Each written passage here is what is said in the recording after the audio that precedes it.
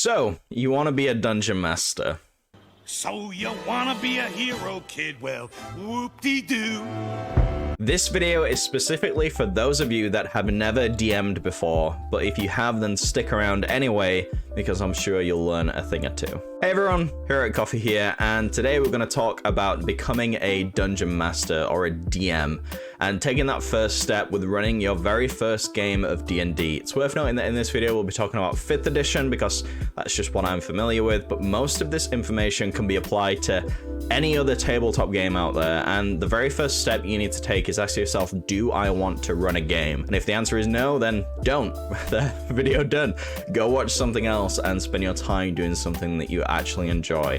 But if the answer is yes, well, let's carry on. Now, this might seem like a silly point to bring up. Of course you want to be a DM. You clicked on this video for a reason. Maybe you even searched how to be a good DM. But countless times I've seen people DM that, simply put, do not want to. Whether it's because they've put it on themselves to DM because no one else wants to, but they still want to play, so they begrudgingly DM, or maybe their friends have pressured them into running a game, or maybe they bit off more than they can chew, and along with other commitments like work or family life, it's just not feasible, so they get stressed out because they simply don't have the time. So you want to try a hand at dungeon mastering? Well, let's start with the basics. What do you want to do? What excites you? Do you want to run a high fantasy game? Do you want to run a sci-fi game? Maybe even a high school game? You choose what interests you, and preferably make it a setting in which you are very comfortable with. If you love Lord of the Rings, it's your favorite thing in the whole wide world, do a high fantasy game for your first campaign. Also in the same vein, if you're really into Norse mythology, consider running a game where the pantheon of Norse gods are present. The reasoning behind this is you're just going to be more comfortable DMing in a setting that is familiar to you. A lot of DMing is thinking up things on the fly. If you're already in a familiar setting, it frees up a lot of the work that your brain has to do in the moment, and it makes improvising a whole lot easier. Make use of the knowledge that you already know. Awesome, so we know we want to run a high fantasy game where the Norse gods are present, for example. So let's start writing some things down, right? Well, not yet. You then want to ask your players if that's something that they are interested in. If they turn around to you and say, well, we all really wanted to play a sci-fi game where we travel from planet to planet in a spaceship, then a discussion needs to be had and you'll have to come to some sort of compromise. Just as you are well within your right to not want to run a particular style of game, your players are also under no obligation to play a game that they don't want to play. Also, don't go to your players and say, I want to DM, what works best for you? Because 9 times out of 10, they'll just say, whatever works for you, man. Of course they're gonna say that. You're the one doing all the prep work and writing and everything else.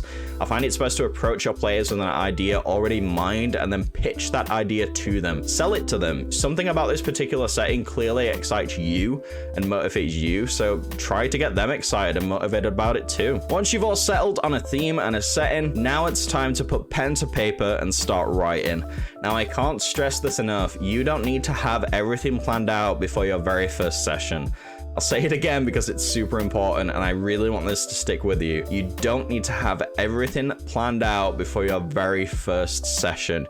You don't need everything from Brie to Barad planned out. In fact, I urge you to just start small. Start with a village, flesh that out, have people the players can talk to, have stories about this little village, keep it small. Think big fish in a small pond. I love video games, but one of my biggest pet peeves is having a giant open world with nothing to do. Start small for your first session and expand out as the campaign progresses. What I like to do is make my sessions have a beginning, middle, and end. If your party goes off track a little, and they will, it's your job as a DM to guide them around and sort of fit that story around that. Simply put, the first goal of your first session should be to tell a good collaborative story while also entertaining your players. And if you can do that, you've got a great session. Next up, we have the nitty-gritty stuff. NPCs, maps, all that fun stuff. With NPCs, I try to make no more than 5 make an appearance in any given session. 1 in the middle, 1 at the beginning, 1 at the end, a couple sprinkled in here and there.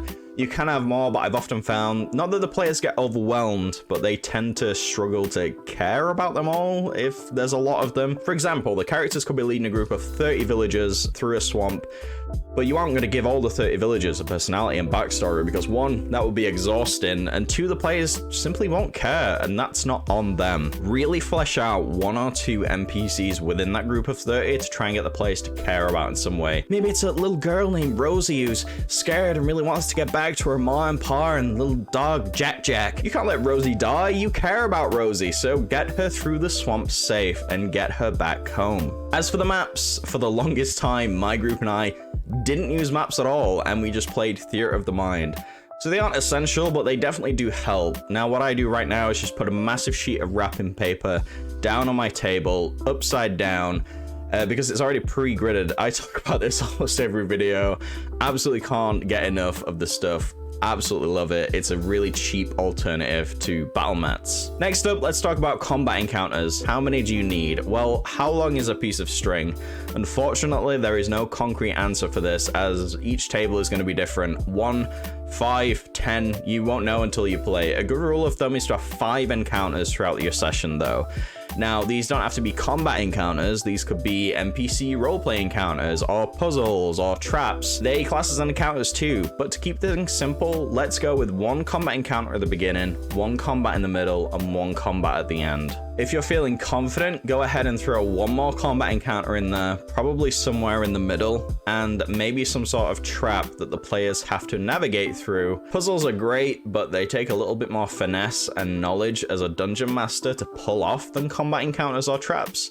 So I would recommend shying away from puzzles, at least for your very first couple of sessions. The next step we need to take in running our first session is to bust out the rule books. Now, you don't need to have the books in order to play 5th edition. If you don't have them, simply turn to Google and type in D&D basic rules. There's a PDF there from the company that publishes D&D that has all the basic rules there for you. Now we have to go through the session that we've planned and work out the details. What monsters will the party be fighting? A pack of wolves? Okay, how much health does each wolf have? What are their stats? You're gonna need to know all this information, so have it all ready so you aren't panicking and frantically looking in your notes when it does crop up. And with that, the time has finally come to run your very first game. You will most likely be nervous, and that is absolutely fine.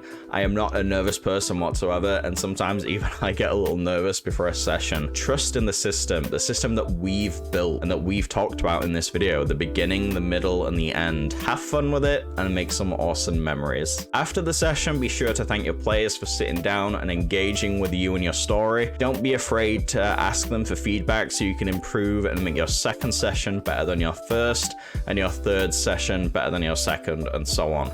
Look, the best time to plant a tree was 10 years ago. The second best time is now. Don't hesitate. If DMing is something you really want to do, go ahead and do it, and you can fret about all the details later. So, thanks for watching. Give this a like if it helped you out, and make sure to subscribe. Click here to view a playlist containing all my other videos. This video is a fantastic place to start, but this is a journey, not a race, so there's bound to be something there that'll help you out. Anyways, I'll see you in the next vid. Bye, guys.